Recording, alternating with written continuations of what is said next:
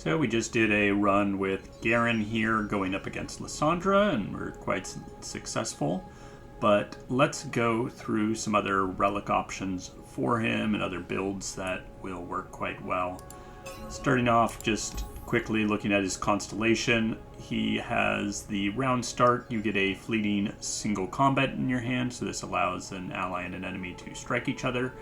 And then when an ally strikes, it gets +2/+2. So you're looking to strike as much as possible with Garen. So that will play into a lot of the different relics that are good on him.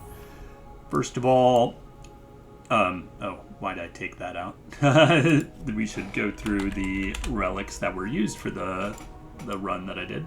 So Death's Foil, very good on him. This allows him, when he's attacking in, that he won't take damage. He already has regeneration and such, so typically not too bad, but this works especially well with that created card that lets you and an enemy strike each other.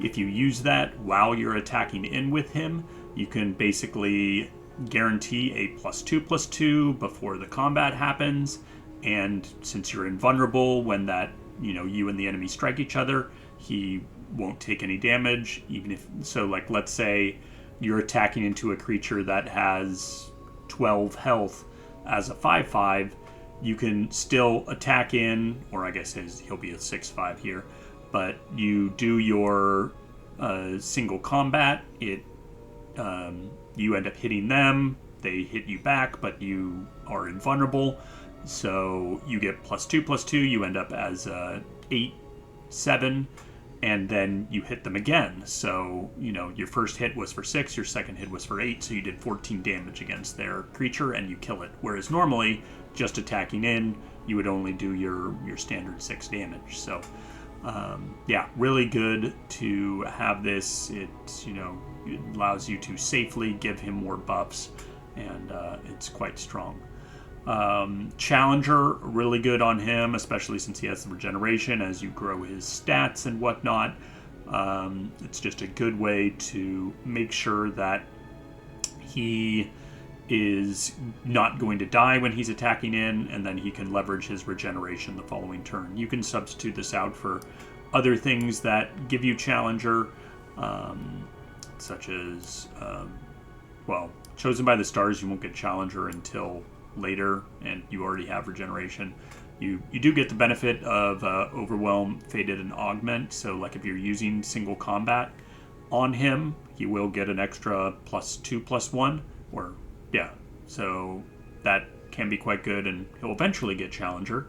I think pretty much if you single combat with him once, he'll get Challenger, because typically, so he'll get +4/+3 after the Challenger. So unless if you have like Death's Foil or something like that on him, then he'll be at 10 attack after your first single combat. So yeah, this definitely does work. Deadly Harpoon. Then there's also the even full build is quite good with him. Just another way to give him Challenger. There's the Garen, or not Garen, the Darius relic down here, the Hand of Noxus, also a good way to get Challenger. If you don't have those, there's the Laurent Blade Rack, which also really good because then your whole board gets Challenger. You can choose who they're attacking into as they strike. If you're, just making favorable trades, as long as they're not dying, they're going to get the +2/+2. So Laurent Blade Rack, really strong. And then there's also just like the standard duelist blade here. All the forms of Challenger, great on him, highly recommend. If you don't have Death's Foil, you can also use Stormrazor. This won't let you use the benefit that we were talking about, where you use single combat while you're in combat, and he's invulnerable to essentially get 2 procs of the striking. That also, makes it so you can level him up in 1 turn if you hit twice. But yeah, then you won't be able to leverage that if you're using Stormrazor. But you do get the +2/+2 from hitting before the enemy strikes back. So even if you don't kill them, as long as that +2/+2 is going to give you enough health that you're able to survive, then your regeneration can get you your health back afterwards. So also a good option there. Yeah, we were using the Starforged Gauntlets along with this stuff. That just gives you an extra mana gem, pretty standard. But yeah, being able to drop him earlier because you have the extra mana gem, always very nice. But yeah, let's look at some other things. Typically, I would not recommend Cruel Experiments. It's fine for him because he has regeneration, but the rest of his units don't. You want them to be surviving their initial combat. So this isn't quite as good. The Beast Within, if you're looking to get Overwhelm, is going to be a lot better. He also does, he himself is an elite, and he does have a couple other, he has like 2 other elites in his deck, so those are subtypes, and he also has a bird in his deck, so that's also a subtype. They'll all get +1/+1, so the Beast Within, very good for his deck, just because you are growing your stats a lot when you're striking, so that's going to be very successful. His champion spell is very expensive, so I don't particularly recommend trying to build around that with like Echoing Spirit or anything. Yeah, not particularly strong there. In terms of his deck, the next here he has like 2 different spells in here, so he has Remembrance and Sharp Sight. So in terms of any spell-based stuff, I wouldn't particularly, like, I'm normally a Searing Brilliance lover, but I wouldn't particularly say Searing Brilliance is very good in his deck. The spells that he has there are not very beneficial, and yeah, his champion spell just difficult to have the mana for. So he does have 2 3-cost units you can get, but I think Found Fortune with him, not particularly strong. You're better off focusing on other things to strike and get him leveled up. You can use some combat relics like the Fear Cleaving Axe or the Living Weapon. Both of these are pretty decent, but they'll just, standard stat scaling. If you're doing something like that, you'll certainly want, Overwhelm and then some ways to get him leveled up early so that you can be attacking in every turn. You can certainly do the Swain Relic thing to get him out turn 1 if you want. So Swain's Raven Army, Packed Powder, and Scourge's Stash. Getting him out turn 1, pretty good. Generally that means he's going to be able to attack in and start getting towards his level up. I personally would prefer to go to other stuff, just drop him a little bit later and have him level up when you drop him. We can go through some of the strike relics. So if we're using like this, Scales of Judgment, as long as they have a enemy on the board, when you play him and you play any other champion, they will strike the weakest enemy. So that'll get you 1 strike and then make him, like a 7/7 the turn you drop him, and then you can attack in. And the second strike when you attack in will level him up. So very good. This also, nice thing with this is that it will benefit any champion you play. So if your supporting champion is like a cheap champion, you drop them on turn 2 or turn 3 or something. They will also get that strike. They'll get the +2/+2, and they'll get the benefits of this. You can certainly, if you don't have this, you can use Stalker's Blade. So Stalker's Blade, great with him. You can even use multiple Stalker's Blades, get +2/+2 depending on how many units they have out there. One of the good ways to guarantee that you level him up is to use the Gatebreaker.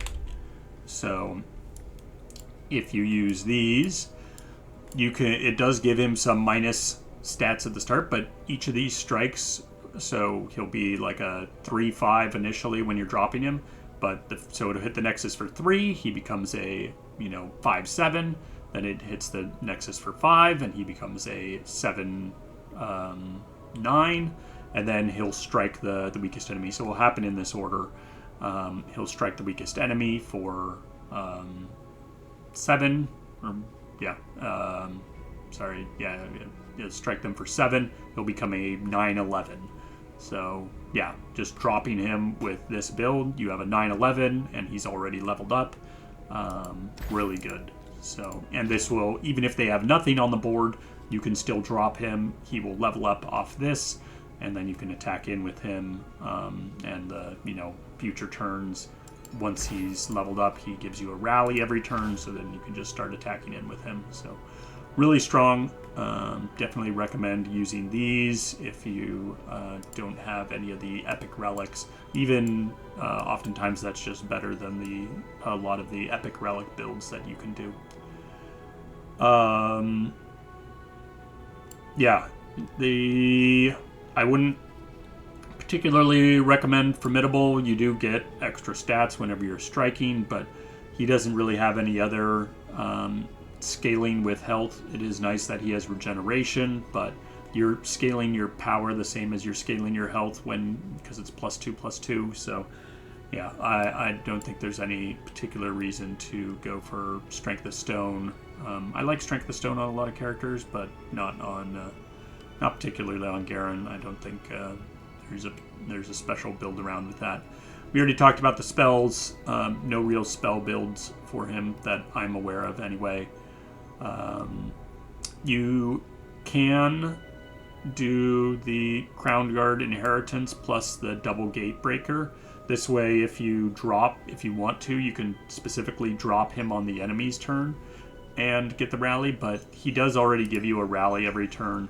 As long as you have the Gate Breakers and you just drop him on your turn, you're pretty much guaranteed to level up, and then you'll get rallies after that. So not particular value, but if you do want an initial rally on the turn that you drop him, then you can do the double Gate Breaker and this, and then you're guaranteed to get a rally the turn that you drop him. Or after you've attacked in with your creatures on your turn, and then you drop him, and then you get your rally, and then you can attack it again with everything. So can be a reasonable tempo thing to do. If you want, also, since he is a 5/5, another way to trigger Starforged Gauntlets to get the extra mana gem is just by using Luminous Orb. So before we were using 2 things that gave us plus power to trigger Starforged Gauntlets, but you can also do it off his defense, and then use this for, like the Beast Within or something like that, get Overwhelm. Can be very strong. So definitely for the 3-star champions, I think if you are able to trigger Starforged Gauntlets, it is typically quite good to do so if you want to go into the higher star adventures like Lysandra that I showed before. Berserker's Buckle, really good with him, especially because you have that single combat that gets generated in your hand every turn. You do combat with other characters out there. Every time he takes damage, he's both going to get bonuses from the strikes as well as just from surviving the damage, so his stats can scale up really quickly. Highly recommend, getting a form of Overwhelm on him if you're doing this. So, this is actually not bad on him. Typically, I don't recommend this, but because his champion spell is so expensive, getting this will allow you to, so you level him up, then you can have basically a free thing where you can strike everything that's battling, which everything that he hits, he'll give him a +2/+2. So actually really good, especially if they have a large board. You just drop him down. If you do this with, like the double Curator's Gatebreaker, so that he levels up right away. When you drop him, then you'll have him out there. Let's say they have like a full board of creatures.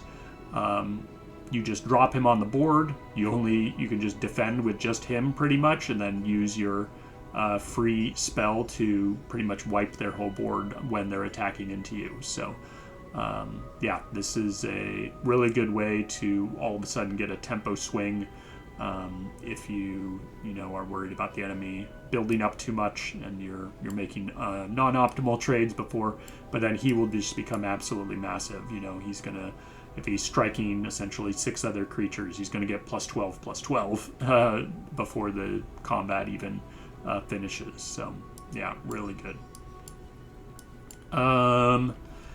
What else do we have here? I don't think there's too many other things to go into. Standard spell shield and stuff like that. Pretty much any combat relic is going to be fine on him. But yeah, I wouldn't say any other particular combos, at least that I'm aware of.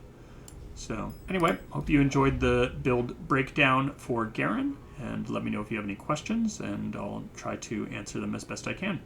Catch you next time.